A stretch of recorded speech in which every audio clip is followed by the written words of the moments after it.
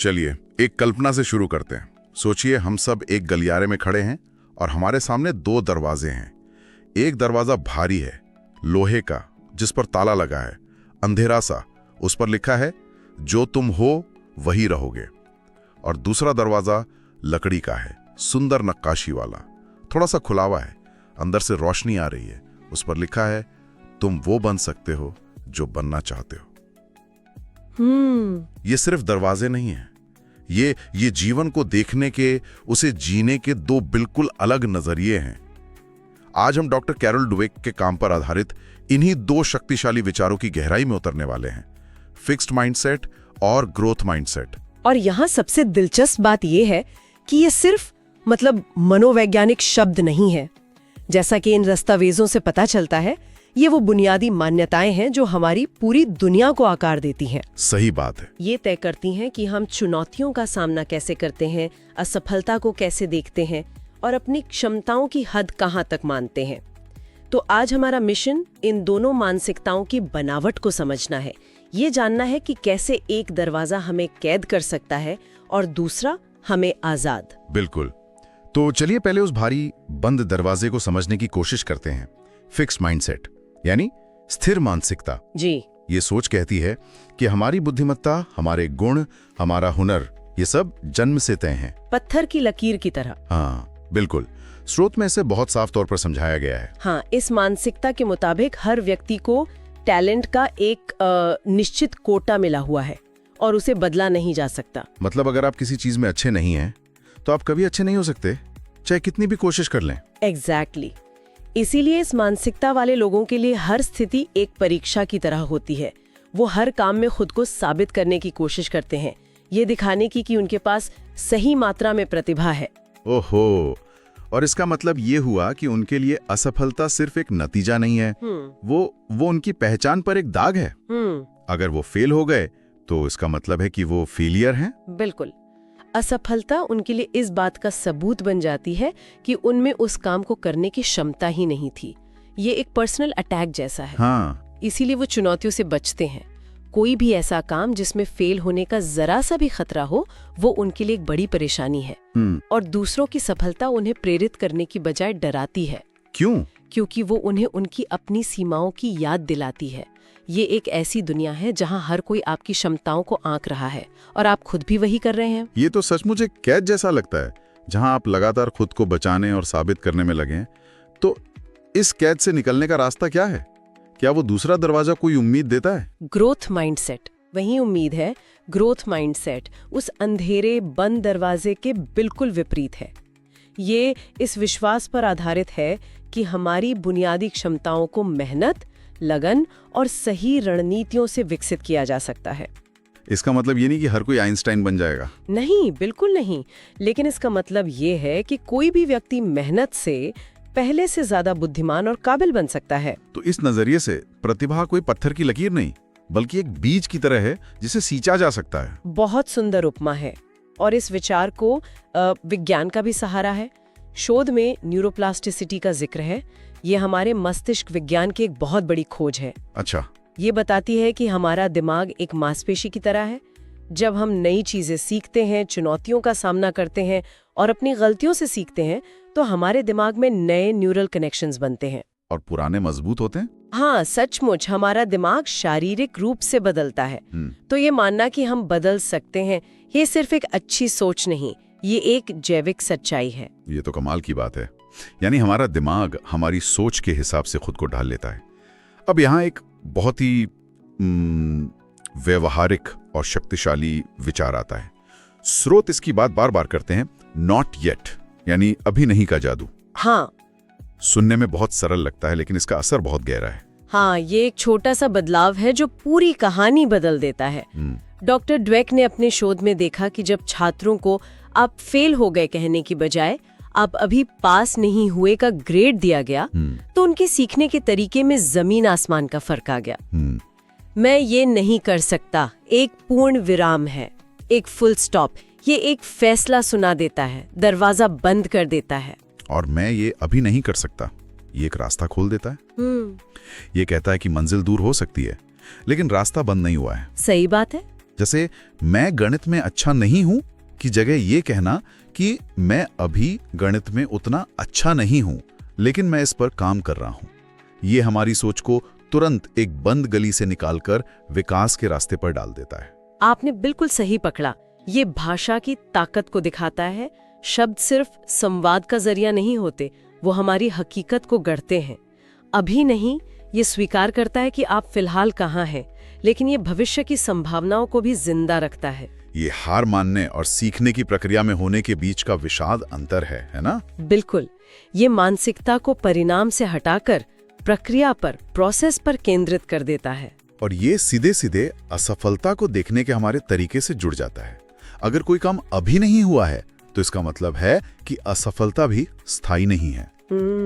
स्रोत में इसे बहुत खूबसूरती से बताया गया है कि ग्रोथ माइंडसेट में असफलता कोई दुश्मन नहीं, बल्कि एक शिक्षक है, एक गाइड है। बिल्कुल। फिक्स्ड माइंडसेट असफलता को एक पहचान बना देता है।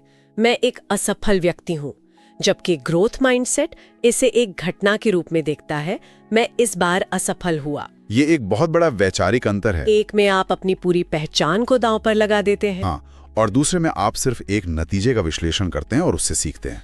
असफलता शर्मिंदगी का कारण नहीं, बल्कि जानकारी का एक जरूरी स्रोत बन जाती है। जानकारी कि कौन सी रणनीति काम नहीं की, किस स्किल पर और काम करने की जरूरत है और अगली बार क्या अलग करना है। स्रोत ये भी कहता है कि दुनिया के सभी महान खिलाड़ी, कलाकार और वैज्ञानिक इसी मानसिकता पर चलते हैं। हाँ, वे असफलताओं को सीढ़ियां बनाकर ही ऊपर चढ़ते हैं। वो जानते हैं कि पहली कोशिश में शायद ही कोई सफल होता है। असली खेल तो गिरने के बाद उठकर फिर से प्रयास करने का है। वे असफलता से मिली जानकारी को अपनी रणनीति का हिस्सा बना लेते हैं। सही कहा। उनके लिए हर गलती एक पहेली का टुकड़ा है जो उन्हें बड़ी तस्वीर को समझने में मदद करता है। ये डर को हटाकर जिज्ञासा को जन्म देता है। मैं क्यों फेल हुआ? ये सवाल डर से नहीं, बल्कि सीखने की इच्छा से पूछा जाता है। एक और बात जो मुझे इस शोध में हमेशा हैरान करती है, वो है मेहनत को लेकर हमारा नजरिया। ऐसा लगता है कि कुछ लोगों के लिए ज्यादा मेहनत करना गर्व की नहीं, बल्कि शर्म की बात है। ड्वेक का शोध कहता है कि ये भी माइंडसेट का ही खेल है। ऐसा क्यों? ये एक बहुत बड़ा विरोधाभास है। फिक्स्ड माइंडसेट की दुनिया में अगर आपके पास सच्ची प्रतिभा है तो आपको ज्यादा मेहनत करने की जरूरत नहीं पड़नी चाहिए। चीजें आपके लिए आसानी से होनी चाहिए। अच्छा। इस सोच के अनुसार बहुत ज्यादा मेहनत करना इस बात का संकेत है कि आप में प्रतिभा की कमी है। ये एक तरह की कमजोरी मानी जाती है, जबकि सच्चाई इसके उलट है। ग्रोथ माइंडसेट के लिए मेहनत ही वो औजार है जिससे प्रतिभा गढ़ी जाती है। ये एक सुपर पावर है। हाँ, और शोध इस बात पर बहुत जोर देता है कि मेहनत ही लंबी अवधि की सफलता का असली स्रोत है। प्रतिभा आपको दौड़ में एक शुरुआती बढ़त दे सकती है, लेकिन दौड़ हमेशा वही जीतता है जो लगातार दौड़ता रहता है, जो अपनी क्षमताओं को हर दिन चुनौती देता है। बिल्कुल। ग्रोथ माइंडसेट वाले लोग समझते हैं कि महानता जन्म से नहीं मिलती, उसे रोज रोज की मेहनत और लगन से कमाना पड़ता है। असली जीनियस वो नहीं जिसे मेहनत नहीं करनी पड़ती। असली जीनियस वो है जिसने मेहनत करने की कला में महारत हासिल कर ली है। और इसका असर सिर्फ पढ़ाई या करियर तक ही सीमित नहीं है।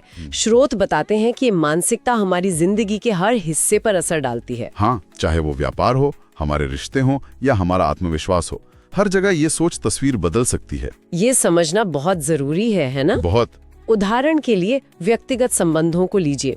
फिक्स्ड माइंडसेट वाला व्यक्ति सोच सकता है कि रिश्ते या तो परफेक्ट होते हैं या नहीं होते। अगर किसी रिश्ते में समस्याएं आती हैं तो इसका मतलब है कि वो रिश्ता ही गलत है और उसे छोड़ देना चाहिए। हाँ, लेकिन ग्रोथ माइंडसेट वाला व्यक्ति ये मानेगा कि रिश्ते भी मेहनत, संवाद और एक दूसरे को समझने की कोशिश से बेहतर बनते हैं।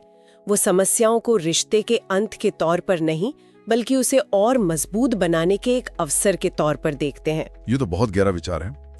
तो इन सभी बातों को समेट कर देखें तो सबसे बड़ी सीख क्या है? सबसे बड़ी और बुनियादी सीख ये है कि हमारी असली सीमा हमारी योग्यता नहीं, बल्कि हमारी सोच है। हम अक्सर अपनी क्षमताओं को कम आंकते हैं क्योंकि हम ये मान लेते हैं कि वे स्थिर हैं, लेकिन ड्वेक्स का शोध हमें बताता है कि विकास की क्षमता असीमित है। तो कुछ मुख्य बातें जो इन स्रोतों से निकल कर आती हैं। जी, वो ये है कि हमारा दिमाग सीखने के लिए ही बना है। आलोचना या फीडबैक हमारा दुश्मन नहीं, बल्कि आगे बढ़ने के लिए सबसे जरूरी ईंधन है। और अभी नहीं का छोटा सा विचार भविष्य के अनगिनत दरवाजों को खोल सकता है। और ये सिर्फ किताबी बातें नहीं हैं। स्रोत ये भी साफ करते हैं कि इस शोध का इस्तेमाल आज दुनिया भर में हो रहा है। हाँ, ये केवल एक सिद्धांत नहीं है, ये एक व्यावहारिक रणनीति है जिसे परिणाम देने के लिए सिद्ध किया गया है। बड़ी बड़ी कंपनियां अपने कर्मचारियों को चुनौतियों को स्वीकार करने के लिए प्रोत्साहित कर रही हैं। शिक्षक अपने छात्रों को सिखा रहे हैं कि वो अपनी बुद्धिमत्ता को बढ़ा सकते हैं। कोच अपने एथलीटों को बता रहे हैं कि हार सिर्फ एक नतीजा है, उनकी पहचान नहीं। बिल्कुल, इसका मतलब है कि मानसिकता बदलना सिर्फ एक अच्छा विचार नहीं है, ये एक सीखा जा सकने वाला हुनर है। और शायद सबसे बड़ा सबक ये है, जैसा कि स्रोत में कहा गया है, माइंडसेट बदलो, भविष्य खुद बदल जाएगा।